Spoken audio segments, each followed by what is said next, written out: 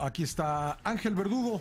¿Cómo estás, Ángel? Muy bien, Pascal. Muy buenos días. Parece que ahora sí ya estoy, como dicen los chavos ahora, al 100. No, bueno, ya no traes, ni siquiera vienes muy abrigado, ¿eh? No, es que ya, no, es que además el clima ya está cambiando. Está cambiando, sí. Muy bien. Yo había comprometidome ayer, Pascal, a hablar hoy del tema ese que normalmente consideramos menor. ¿Qué pasa con los mayores de 50 años? Me va a disculpar el tuitero que le prometí, lo voy a pasar para mañana y voy a hablar hoy de algo que ha aparecido en los medios y que me parece de la mayor importancia. La posibilidad de que en vez de tener 6 nombres en la boleta, presidencial por supuesto, estamos hablando, nomás tengamos 3.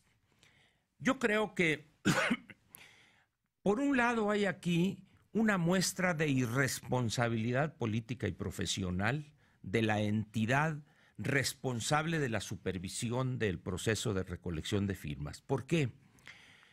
Si uno analiza de manera más o menos detallada el proceso de recolección de firmas y cómo se fue dando en estos meses o semanas, encontraremos 120 días, ¿no? 120 días, 4 meses. Encontramos situaciones francamente incomprensibles, raras por decirlo menos.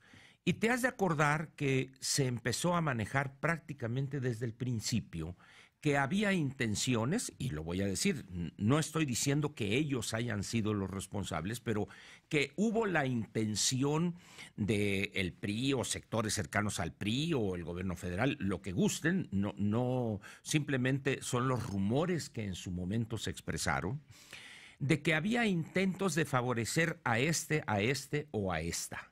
Eso se dijo, eso fue conocido. Posteriormente se aplacó un poco ese torrente de rumores hasta desaparecer.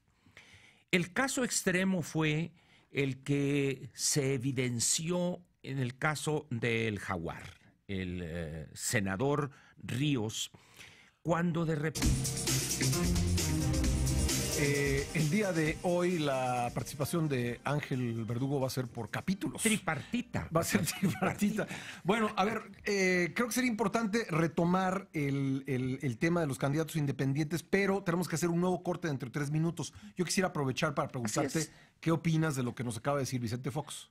Por desgracia, Pascal, creo que al presidente Fox, y mucho ha contribuido los espacios mediáticos, se le ha ridiculizado al grado tal de que todo lo que dice, todo lo que señala, se toma a chunga. Yo creo que ese es un error. Es un error grave, además, en la coyuntura que estamos enfrentando. Las cosas que dijo ahorita el presidente Fox no son cosas triviales. Posiblemente él, por su lenguaje coloquial y tender un poco a la chunga, lo conocemos bien, pero eso no quiere decir que sea un tema menor. Lo que señala de López, Lopitos le dice él, repito, no es una cosa menor. Creo que es importante el que se haya manifestado. Muchos podrán había estar que buscarlo, ¿no? No, creo que era obligado buscarlo. Es sí. nota, pues dirían ustedes los periodistas, pero también deberían manifestarse los otros expresidentes. ¿Qué piensa el presidente Salinas? ¿Qué piensa el presidente Zedillo? ¿Qué piensa el presidente Calderón? Es decir, es importante que personajes que estuvieron al frente de los destinos de este país manifiéstense en torno a la posibilidad que un individuo desequilibrado y mesiánico, y doy nomás un elemento, Pascal, para cerrar este tema, desde mi parte. Él declaró ayer, bueno, dice, algunos gobernantes llegan y trabajan bien y se quieren reelegir, pero yo no, porque yo por principio estoy en contra de la reelección. Con todo respeto, hay que decirle que importa un comino si el señor está a favor o en contra de la no reelección. Es un precepto constitucional. Es irrelevante lo que el señor piense. Ahí lo que está, dirían los psicoanalistas, es un acto fallido, o diría Freud, pero el señor lo que está diciendo, yo también quiero, y como yo voy a gobernar muy bien, muévanse ustedes para que yo me quede. Esas son las verdaderas intenciones de López Obrador. López Obrador es un tiranuelo de aldea, es un hombre con una visión de Macuspana, donde el presidente municipal de Macuspana conoce a todo el mundo y sabe quién se roba un coche y quién se roba una vaca o quién se roba... Pero estamos hablando de un país, Pascal, de 125 millones de habitantes, de 2 millones de kilómetros cuadrados, de la economía 15 del mundo. Lo que tú estás diciendo es que el presidente por sí mismo no va a poder impedir los actos de corrupción en el país. Por supuesto. Sí. No los va a poder. Que ha sido una de las promesas de él, ¿no? Pero, o sea, yo diría, promesa yo le llamo algo que es viable, algo que se sabe cómo se va a concretar y con qué recursos se concretaría. Lo que él plantea son ocurrencias.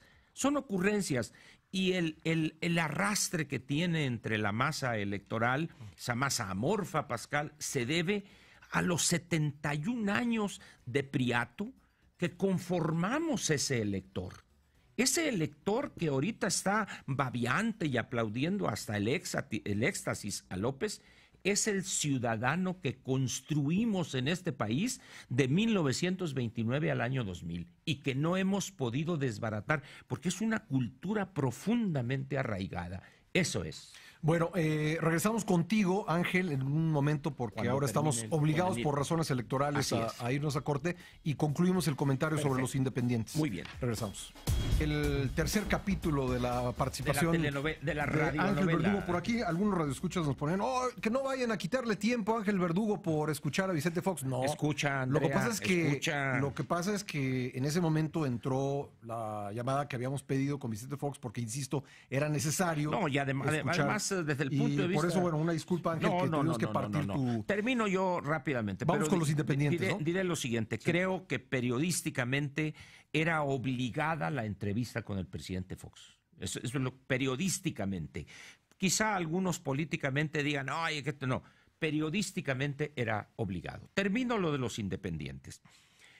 Pedro Ferriz, desde muy al principio de esos 120 días, te has de acordar, insistió y dice, me ofrecieron a mí, yo no quise y tanto. Incluso yo comenté aquí, es común en este tipo de situaciones donde el elector tiene que dar su firma para una u otro fin, se venden esas firmas. Casos rarísimos, ya comentamos el del senador Ríos con licencia, que de repente aparece y en tantos estados, cuando en las encuestas ni siquiera aparece su nombre, Pascal, no registra ni siquiera el 1% de intenciones de voto. Y dices, a ver, ¿cómo obtuviste 1.100.000? Es decir, en el caso del señor Rodríguez es exactamente lo mismo. ¿Por qué votaron los ciudadanos de Nuevo León de manera inmediata para que se fuera? Porque no lo aguantan, es un chivo en cristalería. El estado más importante desde el punto de vista económico y de la inserción en la globalidad de este país, es el estado de Nuevo León.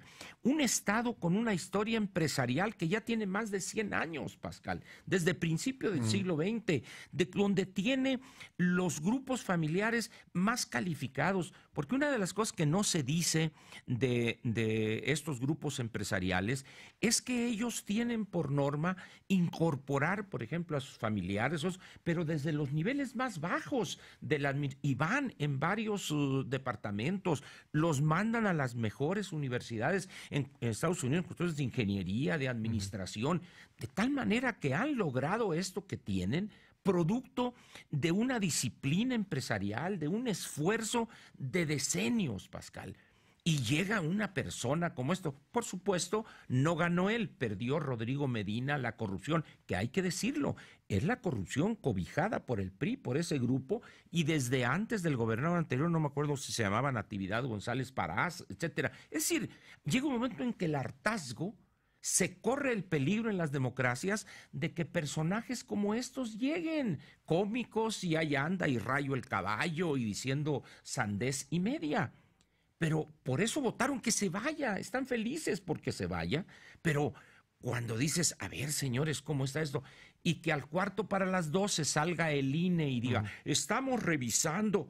Oye, maestro. Pero no publicaban las firmas validadas. Sí, pero decía arriba en un asterisco, preliminar. Preliminar. ¿Qué es lo que ha sucedido, Pascal? Hoy donde se ha visto que la dispersión del voto, que es lo único que iban a hacer esos tres candidatos sin partido, iba a dañar posiblemente las aspiraciones de Meade. Entonces, ¿qué dicen ahora? Para atrás los fielders. Y en el caso de la señora Zavala, la discusión estriba en si se le aceptan las firmas con copias fotostáticas. Eso no lo permite la ley, entonces va a ser una decisión del tribunal. Pero lo correcto desde el punto de vista jurídico sería, una vez que pruebe esas cosas el INE, es que ninguno de los tres, porque como tú bien lo dijiste, Pascal, antes de entrevistar al presidente Fox, se pensaba, ingenuos que somos todavía algunos, como yo, que iban a manejar de manera prístina y honrada ese proceso de recolección de firmas. Sin embargo, primate de la tercera edad no aprende actividad nueva, o decir, chango viejo no aprende maroma nueva. ¿Qué sucedió? Que hicieron las mismas triquiñuelas y las mismas sinvergüenzadas, y ahí están los resultados.